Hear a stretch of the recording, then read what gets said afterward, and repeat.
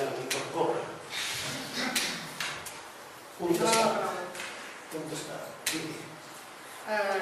Puntualitzant aquest suplement de crèdit que es va fer el 2007, els recordo que hi havia mal calculats els sous del personal de la casa i no s'arribava a final d'any, era un error comptable, que era el gran volum d'aquest suplement de crèdit.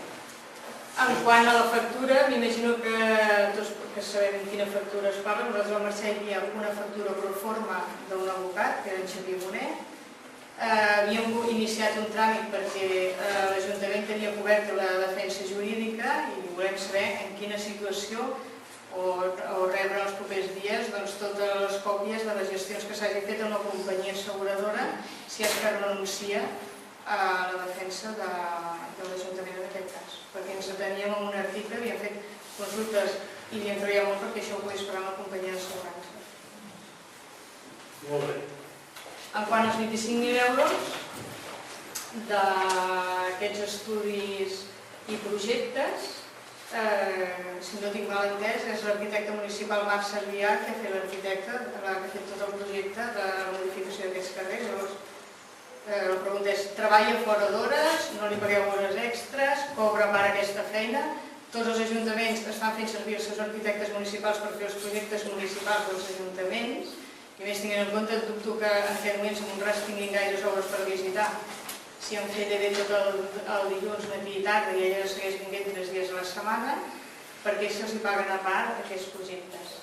I en quant a l'ingrés de 27.000 euros, la pregunta era clara, qui l'ha fet i en concepte de què?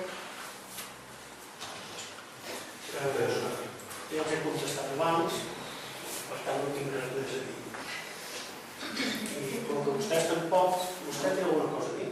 No, només que volia dir una cosa, senyor Montalbán. Vostè ha fet referència a la part jurídica en aquesta factura, com bé sap, nosaltres sí que sabem, que la gent no és un advocat que vostès, algú de vostès va demanar a nivell particular. La pregunta és si la factura la deu, o la deu o vostès o la deu l'Ajuntament. Però tal com ja ha dit la Mercè Català, la part jurídica estava contemplada en l'assegurança.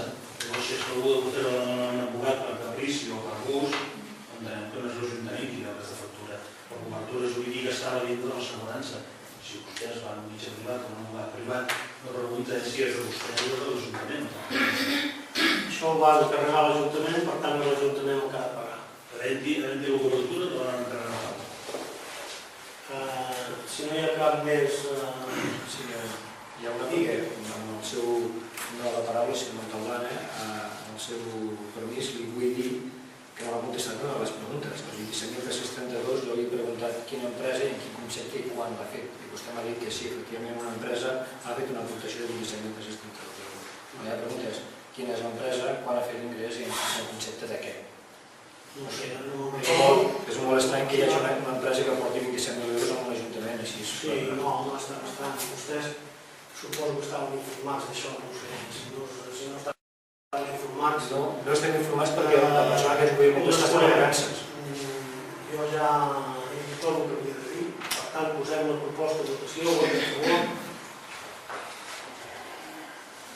Vots en contra.